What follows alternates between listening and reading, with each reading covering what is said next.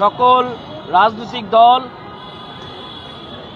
রাজনৈতিক দল সংগঠন সমূহ সহ সকল নাগরিকদেরকে এই গণহত্যার বিচারের দাবিতে সোচ্চার হওয়ার আহ্বান জানিয়েছি। জুলাই মঞ্চের সাথে সংহতি প্রকাশ করার আহ্বান জানিয়ে আসছি। তো আমাদের সাথে ইতিমধ্যে আমরা যেহেতু 6 দিন ধরে এখানে অবস্থান করছি, আমাদের সাথে ইতিমধ্যে অনেক ব্যক্তিত্ব এবং রাজনৈতিক দলের ব্যক্তিরা আমাদের সাথে সংহতি প্রকাশ করেছেন।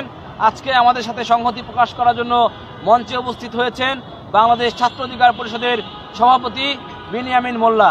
আমি বিনিয়ামিন মোল্লাকে জুলাই মঞ্চের পক্ষ থেকে ধন্যবাদ জানাচ্ছি এবং অভিনন্দন জানাচ্ছি যে গণহত্যার বিচারের দাবিতে সে আমাদের সাথে সংহতি প্রকাশ করেছে। এখন আপনাদের সাথে গণহত্যার বিচারের দাবি এবং আওয়ামী লীগ নিষিদ্ধ সহ পুলিশ প্রশাসনের ব্যক্তিদেরকে গ্রেফতারের দাবিতে কথা বলবেন বিনিয়ামিন মোল্লা।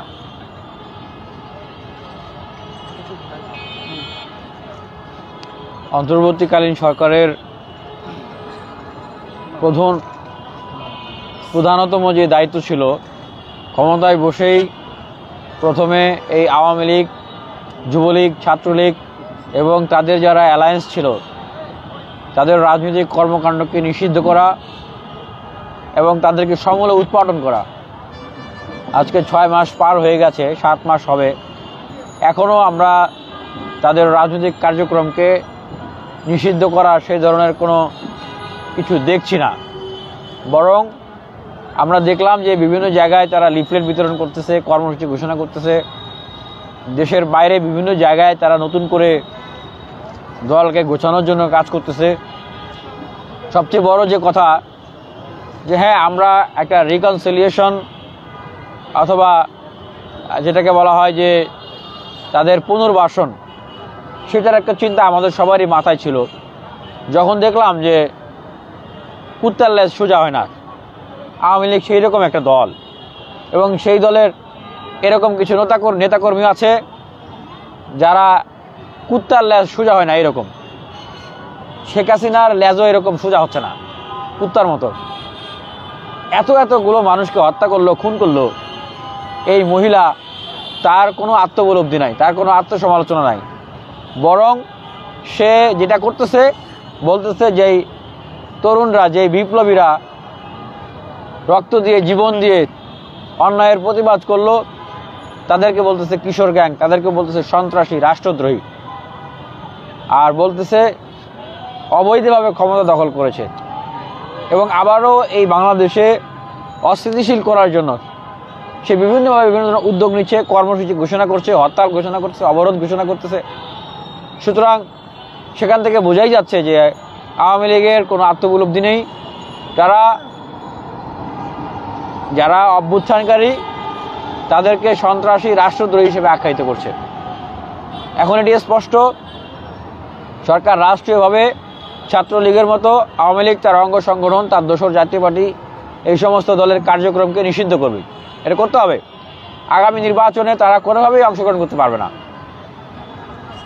অনেকেই বলছেন, অনেক উপদেষ্টাদের বক্তব্য শুনি, তারা বলেন, অনেক বুদ্ধিজীবীরা বক্তব্য দেন, তাদের কথা শুনি, বিভিন্ন পেরিফেরিতে আলোচনা হয়, তাদের বক্তব্য শুনি যে আওয়ামী লীগ নাকি আর কখনো ফিরবে না। আমাদের বাংলাদেশের বৃহত্তম রাজনৈতিক দল বাংলাদেশ জাতীয়তাবাদী দলের অনেক সিনিয়র নেতৃবৃন্দদের বক্তব্য শুনি, আওয়ামী লীগ নাকি আর কখনো ফিরবে না। জামাত ইসলামের বক্তব্য শুনি, আওয়ামী লীগ নাকি কখন ফিরবে না। আমরা তো ছোট মানুষ, আমাদের অভিজ্ঞতা ছোট, কিন্তু এই 18 সাল থেকে এই যে গণ অভ্যুত্থানের প্রেক্ষাপট রচনা করা, নেতৃত্ব দেওয়া, সেই অভিজ্ঞতা আছে। সে জায়গা থেকে একটা প্রশ্ন রাখতে চাই যে আগামী জাতীয় নির্বাচনে আওয়ামী লীগ অংশগ্রহণ করতে পারবে কি পারবে না, সেই ফয়সলা কিন্তু এখনো হয় নাই। তাহলে আগামী নির্বাচনে যদি আওয়ামী লীগ অংশগ্রহণ করতে পারে, দল হিসাবে আওয়ামী লীগ যদি নিষিদ্ধ না হয়ে থাকে, তাহলে আওয়ামী লীগ কীভাবে ফিরবে না? আওয়ামী লীগ তো আছেই, তারা বাংলাদেশে বৈধ একটা রাজনৈতিক দল, তারা আগামী নির্বাচনে অংশগ্রহণ করবে, নির্বাচন করবে। হ্যাঁ, হয়তো যারা কারাগারে আছে, যাদের নামে মামলা হয়েছে, তারা কিছু ধরপাকড়ের শিকার হবে, তারা হয়তো নির্বাচনে অংশগ্রহণ করতে পারবে না। কিন্তু যদি দল হিসাবে আওয়ামী লীগ নিষিদ্ধ না হয়, নির্বাচনে অংশগ্রহণ করে, তাহলে আওয়ামী লীগের যেই সমস্ত নেতাকর্মীরা নির্বাচিত হয়ে আসবে বা নির্বাচিত হয়ে আসার জন্য প্রেক্ষাপট তৈরি করবে। ছলে বলে কৌশলে বিভিন্ন ছায়াতলে স্বতন্ত্র প্রার্থী হয়ে বা বিভিন্নভাবে যারা সংসদে যাবে বা বিভিন্ন জায়গায় প্রতিনিধি হবে, তাদের কাজ কি থাকবে? তাদের মেইন এজেন্ডাই তো থাকবে আওয়ামী লীগকে পুনর্বাসন করা, দল হিসাবে আওয়ামী লীগকে প্রতিষ্ঠিত করা। আওয়ামী লীগের সাথে যারা ব্যবসা বাণিজ্য করত, আওয়ামী লীগকে ব্যবহার করে যারা বিভিন্ন সিন্ডিকেট কায়েম করতো, প্রশাসন থেকে শুরু করে সব জায়গায় এই হত্যাকারী লুটপাটকারী আওয়ামী লীগের যে সিন্ডিকেট, যে স্বার্থ সংশ্লিষ্ট গ্রুপরা ছিল দেশে বিদেশে, যারা কোটি কোটি লক্ষ কোটি টাকা পাচার করেছে, তাদের স্বার্থ রক্ষা করাই তো হবে তাদের উদ্দেশ্য। তাহলে সেই কাজটি তো হতে যাচ্ছে। তাই আমি বলতে চাই যে আওয়ামী লীগকে এবং তার দোসরদেরকে রাজনৈতিকভাবে যদি নিষিদ্ধ করা না হয়, আগামী নির্বাচনে তাদের অংশগ্রহণকে যদি নিষিদ্ধ করা না হয়, তাহলে আওয়ামী লীগ অচিরেই বাংলাদেশে ফিরতেছে এবং যার জন্য দায়ী থাকবে এই অন্তর্বর্তীকালীন সরকার, এই অন্তর্বর্তীকালীন সরকারের মাননীয় প্রধান উপদেষ্টা ডক্টর মোহাম্মদ ইউনূস এবং অন্য উপদেষ্টারা, এবং আমাদের অভ্যুত্থান ধ্বংস করা বিনষ্ট করার জন্য তারা কিন্তু দায়ী থাকবেন। এবং এই বাংলার মানুষ যারা জীবন দিয়ে রক্ত দিয়েছিল নতুন একটা বাংলাদেশের জন্য, রাষ্ট্রের গুণগত পরিবর্তনের জন্য, তারা কিন্তু তাদেরকে ক্ষমা করবে না। তাই বলছি যে এই জন্যই আওয়ামী লীগকে নিষিদ্ধ করা প্রয়োজন, আওয়ামী লীগকে নিষিদ্ধ করতে হবে। আর আমরা বিপ্লবী, আমাদের রক্তে বিপ্লব, আমাদের রন্ধ্রে রন্ধ্রে বিপ্লব। আমরা এই গণহত্যাকারীদেরকে সাথে নিয়ে পার্লামেন্ট শেয়ার করতে পারবো না। গণহত্যাকারীদেরকে সাথে নিয়ে আমরা একই সঙ্গে রাষ্ট্র পরিচালনা করতে পারবো না। তারা আবারও সেই খুন, হত্যা, রাহাজানি, ধর্ষণ, দখলদারিতে রাজনীতি প্রতিষ্ঠা করবে, আমরা সেগুলো সহায় করতে পারবো না। আমাদেরকে যদি রাজপথে আবারও জীবন দিতে হয়, রক্ত দিতে হয়, আমরা দিব। আওয়ামী লীগের রাজনীতিকে নিষিদ্ধ করব, তাদের রাজনৈতিক কার্যক্রম কর্মকাণ্ডকে নিষিদ্ধ করব। এটা হলো জুলাই গণ অভ্যুত্থানের স্পিরিট। সর্বশেষ এই কথা বলে শেষ করছি, যারা শহীদ হয়েছেন, যারা আহত হয়েছেন, শহীদ হয়েছেন ভাই বোনেরা, তারা তো ফিরবেন না। চোখ হারিয়েছেন, হাত হারিয়েছেন, পা হারিয়েছেন, তাদের হাত পা চোখ ফিরবে না। তাহলে আওয়ামী লীগ কেন আবার ফিরে আসবে? আওয়ামী লীগ কেন সংসদে আসবে? কিভাবে আসবে? কিভাবে আসতে পারে? কখনোই না। আপনারা শহীদ পরিবারের কাছে যান, আহত যারা হয়েছে হাসপাতালে যান, জিজ্ঞেস করেন তারা কি চায় যে আওয়ামী লীগ ফিরুক কিনা। তারা যদি বলে যে হ্যাঁ আওয়ামী লীগকে আবার ফিরিয়ে নিয়ে আসেন, আমাদের আপত্তি নাই। তারা যদি বলে যে না, আওয়ামী লীগকে কোনোভাবে ফিরানো যাবে না, তাহলে যেই যত বড় রাজনীতিবিদ হন, রাজনৈতিক দলের নেতা হন, যে যত বড় সংগঠন হন, আপনারা আওয়ামী লীগকে ফিরিয়ে আনার কোনো অধিকার রাখেন না। আর সরকার যদি আওয়ামী লীগকে ফিরিয়ে নিষিদ্ধ না করে আগামী নির্বাচনে অংশগ্রহণ করতে দেয়, তাহলে এই জুলাই অভ্যুত্থানের স্পিরিটের বিপরীতে গিয়ে আমরা বুঝবো যে তারা ভারতের দালালি করে আওয়ামী লীগের সাথে নেগোসিয়েশন করে তারা আওয়ামী লীগকে নির্বাচনে অংশগ্রহণ করার সুযোগ দিয়েছে। একটা বিষয় হচ্ছে আপনি একটা বৃহত্তর ছাত্র সংগঠনের সভাপতি। আপনি লক্ষ্য করছেন যে ছাত্রদল সভাপতি কিন্তু যে কুয়েটের ঘটনাটাকে ওই দিন বলছিল যে শিবিরের উপর দায় চাপাই দাও। এখন আপনি একটা ছাত্র সংগঠনের সভাপতি হিসেবে এটাকে কীভাবে দেখছেন? মানে বিষয়টা কিন্তু আজকে শিবিরের উপর দায় চাপাই দাও, আগামীকাল কিন্তু আপনার দিকেও আসতে পারে। সে বিষয়ে এটাকে কীভাবে দেখছেন? এটা এইভাবেই দেখতেছি, ছাত্রদলের সভাপতি যেইভাবে বললো শিবিরের উপর দায় চাপাই দাও, বাংলাদেশের দায় চাপিয়ে দেওয়ার রাজনীতি 5ই আগস্টের আগে আমরা আওয়ামী লীগের কাছে দেখতেছি। তো ছাত্রদলের দায়িত্বশীল ব্যক্তিদেরকে বলবো যে দায়িত্বশীল আচরণ করবেন, না হলে আপনাদের এত ত্যাগ, এত জেল জুলুম, হত্যা, এত শহীদ, এত রক্ত, এই সকল কিছু কিন্তু ম্লান হয়ে যাবে। আর পাশাপাশি আমরা এটা বলবো যে ছাত্রবন্ধুরা যারা উপদেষ্টা হয়েছেন বা সমন্বয়ক আছেন, তারা এখন বলতেছে যে আওয়ামী লীগকে নিষিদ্ধ করার জন্য নাকি বিএনপি বাধা দিচ্ছে। তারা বলতেছেন যে জাতীয় সরকার গঠন করার ক্ষেত্রে নাকি বিএনপি বাধা দিচ্ছে। এরকম আরও বিভিন্ন প্রেক্ষাপট তুলতেছেন, সংস্কার করার ক্ষেত্রে নাকি বিএনপি বাধা দিচ্ছে। এইভাবে বিএনপির উপরে দায় চাপিয়ে দেওয়া হচ্ছে। তাদেরকেও বলবো যে আপনারাও দায় চাপানোর জায়গা থেকে বের হয়ে আসেন।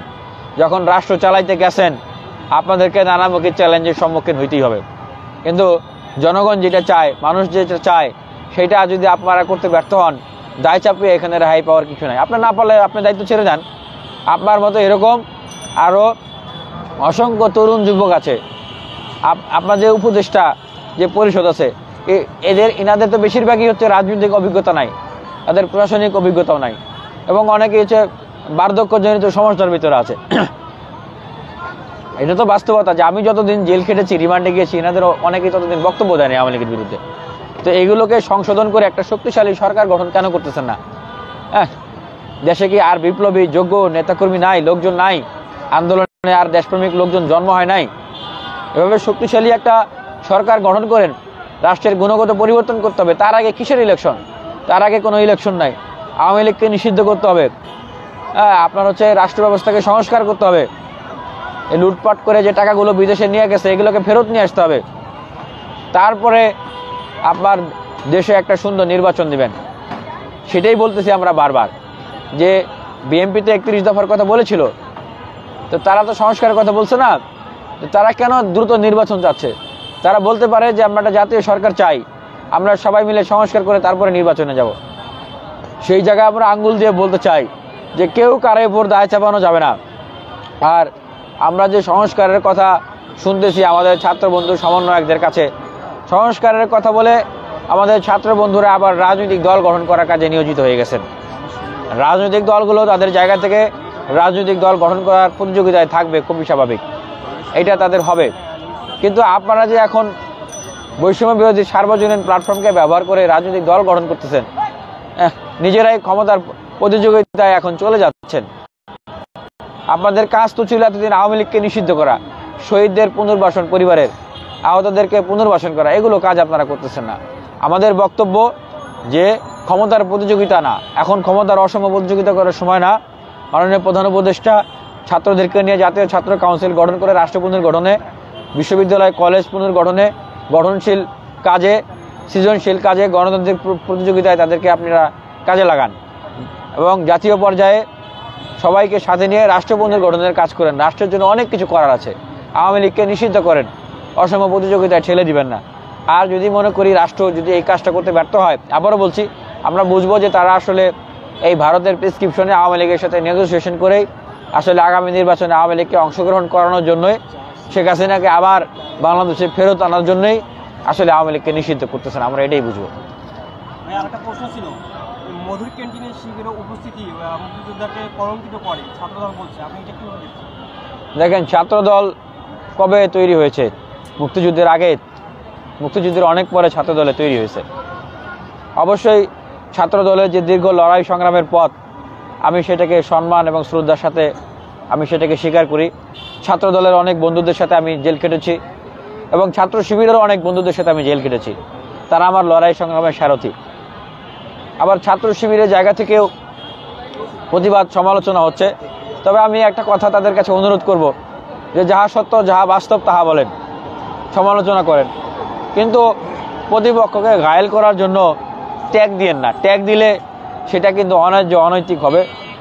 আর আপনি যে প্রশ্নটা করলেন যে মধুর ক্যান্টিনের বিষয় নিয়ে ইসলামী ছাত্র শিবিরকে ছাত্রদল প্রশ্নবিদ্ধ করছে, এইটা নিয়ে আমাদের আসলে কোনো মন্তব্য নাই। এটা ছাত্রদলের জায়গা থেকে তারা ছাত্র শিবিরকে প্রশ্ন করেছে, ছাত্র শিবির তার জায়গা থেকে তার উত্তর দিবে। আমরা যেটা মনে করি যে এই সমস্ত প্রশ্ন উত্তরের চেয়ে ভাই ছাত্রদের জন্য কাজ করেন, ছাত্রদের কাছে যাওয়া দরকার, ছাত্রদের নানাবিধ সমস্যা আছে এগুলো সমাধান করা দরকার। এগুলা রাজনীতি এখন আর ছাত্ররা পছন্দ করে না। ছাত্রদের হলো চাকরি দরকার, কর্মক্ষেত্র দরকার, ছাত্রদের বাড়ি আছে, বাবা মা আছে, বোন আছে, ভাই আছে, এগুলো তাদের দায় দায়িত্ব নেওয়া দরকার, দেশকে সমৃদ্ধ করা দরকার, উন্নত করা দরকার। এগুলো নিয়ে কাজ করেন, আমরা এগুলো নিয়ে কাজ করতেছি। তারপরে এই যে সরকারি চাকরির যে ব্যবস্থা আছে, বেসরকারিভাবে তাদের কর্মসংস্থানের উদ্যোগ নেওয়া, ব্যবস্থা করা, এগুলো নিয়ে কাজ করা দরকার। আমরা এগুলো নিয়ে আছি।